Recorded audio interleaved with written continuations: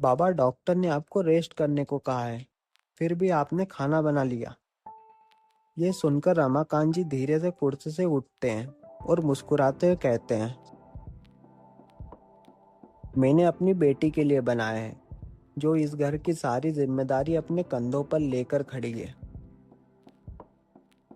उनकी आवाज में प्यार और गर्व दोनों साफ महसूस हो रहे थे। वो आगे कहते हैं, अब सब काम तू ही करेगी तो मेरा इस घर में रहने का क्या फायदा। मैं तो बैठे बैठे और बीमार हो जाऊंगा। ये सुनकर शीरा की आंख नम सी हो जाती है। वो अपने बाबा के पास आकर धीरे से कहती है, आप बस ठीक हो जाओ, मुझे और कुछ नहीं चाहिए। रमाकांत जी उसके सर पर प्यार से हाथ रख देते हैं, फिर हल्का सा मुस्कुराकर कहते हैं, ठीक है, अब ये सारी बातें छोड़ो। उनकी आंखों में अब उत्सुकता साफ नजर आ रही थी। वो तुरंत पूछते हैं, अच्छा ये बता, इंटरव्यू कैसा रहा? आज तो लेट नहीं हुई? ये सवाल सुनते ही शीरा को सुबह से लेकर अब तक की सारी बातें याद आ जाती हैं। ट्रैफिक में फंसना, इंटरव्यू के लिए परेशान होना, श्रेयांश की मदद, अंतरा के सवाल और फिर ऑफिस के बाहर शेखर से हुई वो अजीब सी बहस। फिर शीरा रमाकांत जी की तरफ देखते हुए कहती है, हाँ बाबा, आज तो इंटरव्यू छूट ही गया था। मैं बहुत लेट हो गई थी। मुझे लगा था कि अब मुझे मौका नहीं मिलेगा। रमाकांत जी ध्यान से उसकी बात सुनने लगते हैं। शीरा आगे कहती है, पर उस कंपनी के एक सर ने मेरी मदद की। उन्होंने ही मेरा इंटरव्यू दिलवाया। अगर वो मदद नहीं करते तो शायद इंटरव्यू दे ही नहीं पाती। ये सुनकर रमाकांत जी खुश होकर पूछते हैं, अच्छा, कौन थे वो? शीरा कुछ पल सोचती है। उसे श्रेयांश का नाम तक याद नहीं था।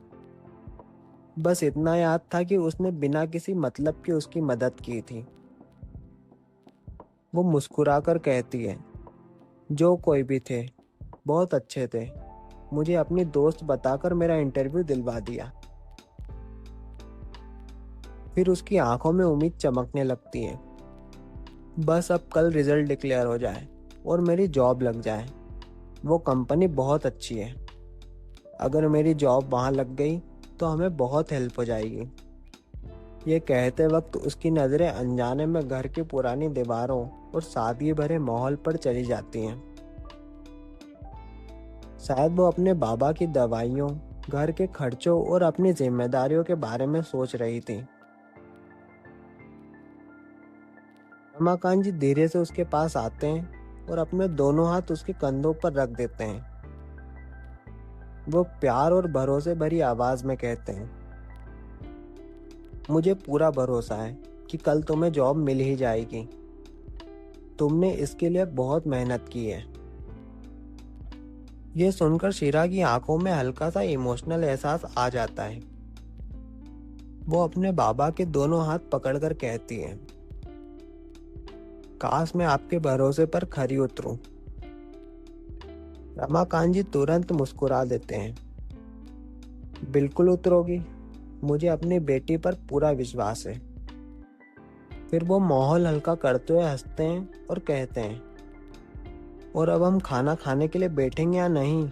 नहीं तो मेरी सारी मेहनत रखी की रखी रह जाएगी। अब आगे क्या होगा? क्या अंतरा शीरा को जॉब देगी या उसके सपने वहीं टूट जाएंगे? क्या शेखर की डील साइन हो पाएगी या फिर किस्मत एक ऐसा खेल खेलेगी जो सबकी जिंदगी बदल देगी?